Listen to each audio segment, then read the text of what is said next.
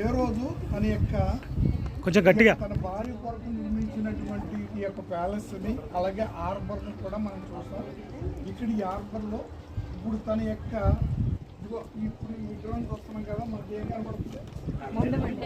లేదు, ఎందుకు లేదంటే ఆ యొక్క హేరోదు రాజు తన భార్య కుమారుల్ని ఎక్కడ తన మీద పుష్కొల్పి తన యొక్క సింహాసనాన్ని తీసుకుంటారని దాన్ని ప్రోత్సహిస్తుందని తెలిసి తన భార్యను చర్చలను చేసి చంపించేశాడు.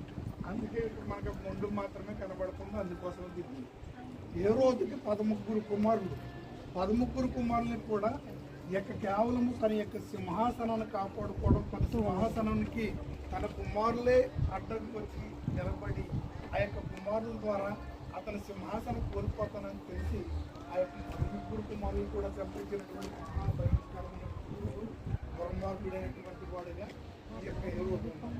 అదే హేరోదు యేసు ప్రభువారు జన్మించారని తెలిసి జ్ఞానులు వచ్చినప్పుడు యేసు ప్రభువారిని కూడా చంపించడానికి ఆ యొక్క జ్ఞానులకు రహస్యంగా చెప్పి, మీరు వెళ్ళి యేసు ప్రభువారిని మీరు చూసి నజరేయుడైన యూదుల రాజుగా పుట్టినటువంటి ఆయన మీరు పూజించడానికి తెలియజేసినట్లయితే నేను కూడా వచ్చి పూజిస్తాను. పూజించడానికి కాదు, ఆయన కూడా చంపించాను. ఎందుకోసం యూదులకు రాజుగా ఉంటే నేనే ఉండాలి, నేను బ్రతికినంత కాలం మరొకరు ఉండడానికి వీల్లేదనేటువంటి మహాభయంకరమైనటువంటి క్రూరత్వం కలిగినటువంటి రాజు ఎవరంటే అతను తన యొక్క ఎంతగానో ప్రేమించాడు.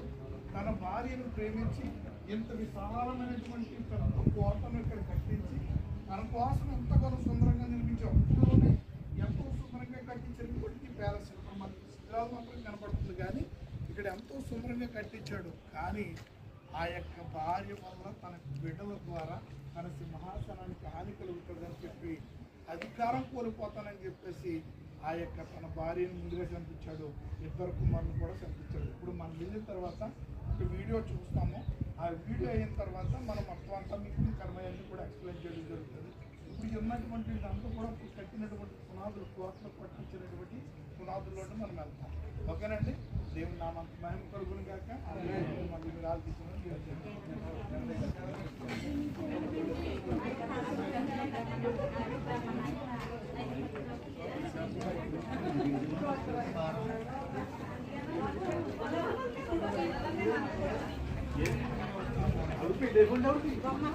హేరోదు గారి భార్య